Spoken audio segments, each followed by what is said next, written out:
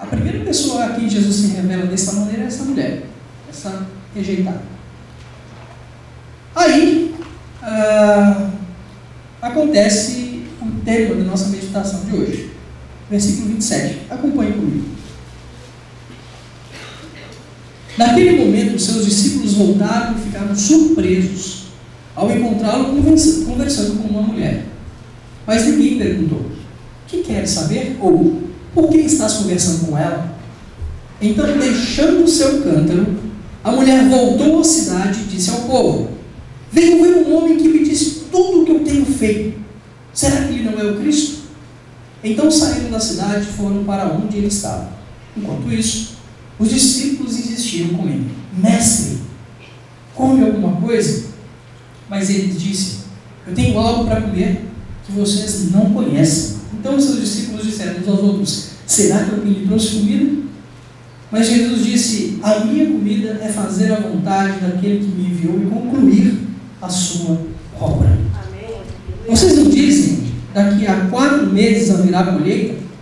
Eu lhes digo: abram os olhos, vejam os campos, eles estão maduros para a colheita.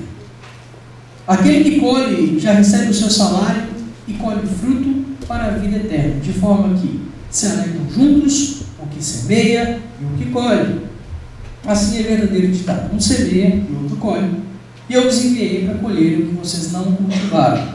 Outros realizaram o trabalho árduo e vocês vieram a usufruir do trabalho deles. Amém? Amém? Amém. A palavra do Senhor, a palavra de Jesus.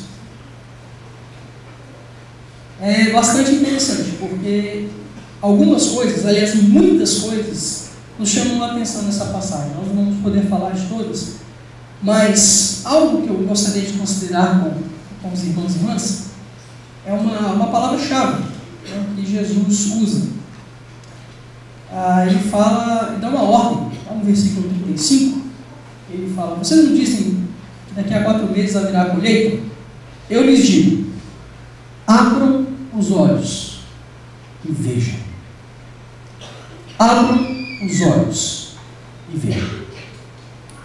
É gozado que várias vezes nós percebemos Deus vendo, Deus olhando, e Deus nos convidando a fazer a mesma coisa.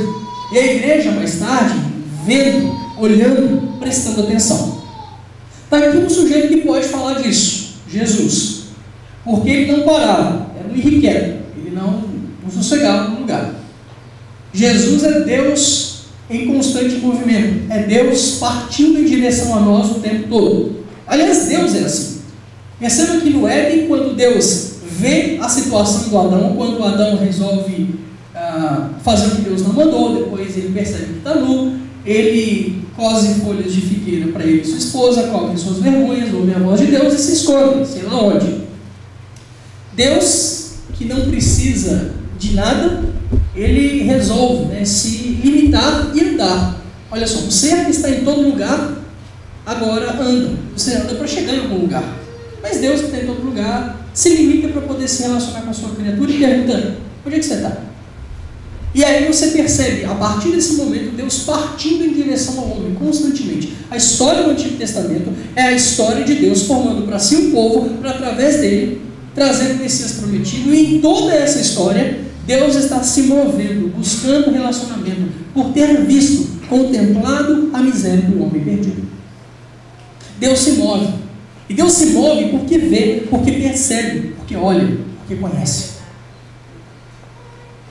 Jesus simplesmente atualiza o fenômeno. Ele, que é Deus encarnado, está sempre vendo ele, as multidões, compadeceu-se delas, porque estavam como ovelhas que não têm pastor.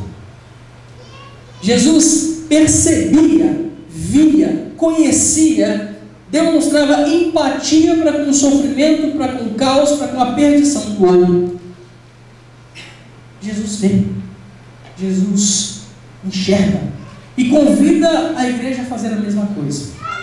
Convida a igreja a levantar, convida a sua igreja, o seu corpo a simplesmente seguir o cabeça e a levantar os olhos, ver, perceber, enxergar e finalmente, como ele, agir em função da salvação completa, total, integral do ser humano perdido. A gente vê uma coisa muito interessante acontecendo em Atos no capítulo 3, quando, logo depois do Pentecostes, onde se convertem 3.000 pessoas, depois mais 2.000 pessoas, e o povo, a igreja está surgindo, aquela coisa linda, e o Pedro e o João estão indo lá para o templo. E aí tem um coxo paralítico que está na porta do templo, e aí ele fala, olha, me dá uma esmola, me dá alguma coisa. E aí, gozado, porque lá no capítulo 3, você percebe o Pedro e o João, primeiro, vendo aquele paralítico, e olhando fixamente para ele, disse-lhes, olha para nós. Tem a ver com percepção, tem a ver com percepção mútua, tem a ver com os dois olhando para a miséria do outro e um convite ao outro miserável olhar para eles como fonte da sua solução, como fonte da sua salvação, não eles mesmos, mas aquilo que eles estão prestes a fazer. Em seguida eles falam, nós não temos ouro nem prata, mas aquilo que nós temos nós damos. Pedro está falando, em nome de Jesus de Nazaré, você levanta e anda. E aquele homem levanta e anda, e sai andando feliz e tal, você conhece a história. Eu acredito que nós, igreja desta geração, por razões múltiplas, nós abrimos mão e perdemos a condição de repetir as palavras dos apóstolos. Eu não tenho ouro nem prata, mas o que eu tenho, em nome de Jesus eu te dou, levanta e anda. Nós perdemos, eu acredito, nós temos perdido, temos aberto, não está disponível, mas nós perdemos e abrimos mão da autoridade para poder dizer esse negócio. Em primeiro lugar, porque, acredito eu, nós não estamos vendo, nós não estamos olhando, nós não estamos percebendo a necessidade de um mundo absolutamente desgraçado por causa do pecado. Quer um exemplo? Eu estava falando para os meninos ontem lá no acampamento que no Brasil tem 16 milhões de pessoas que passam fome no nosso país. Eu quero que você levante a mão. Levante a mão todos aqueles que conhecem pelo nome pessoas que passam fome. Levanta a mão. 1, 2, 3, 4, 5, 6, 7, 8. Quantas pessoas nós temos aqui? 300? Em 300 crentes, nós temos 8 que conhecem pelo nome pessoas que passam fome. Por quê? Porque nós não trafegamos no meio de gente que passa fome. Porque nós não olhamos gente que passa fome. Nós não vemos. Nós não enxergamos. Não é porque não tem gente que passa fome, infelizmente. Antes fosse, seria muito bom. Mas nós não fazemos isso, nós não conhecemos gente que passa fome pelo seu nome, porque nós não andamos no meio delas. Tem 16 milhões no país e a gente não sabe quem elas são. Nós não estamos nem aí. Essa é a verdade. Nós sabemos bulhufas, nada, sobre países não alcançados. Nós não sabemos o nome de povos não alcançados. Nós não sabemos os números, muitas vezes, de povos que perecem há séculos, milênios, sem terem acesso às boas novas da salvação. Por quê? Porque, primeiro, nós não conseguimos levantar os nossos olhos e perceber, ver que os campos estão prontos para a colheita.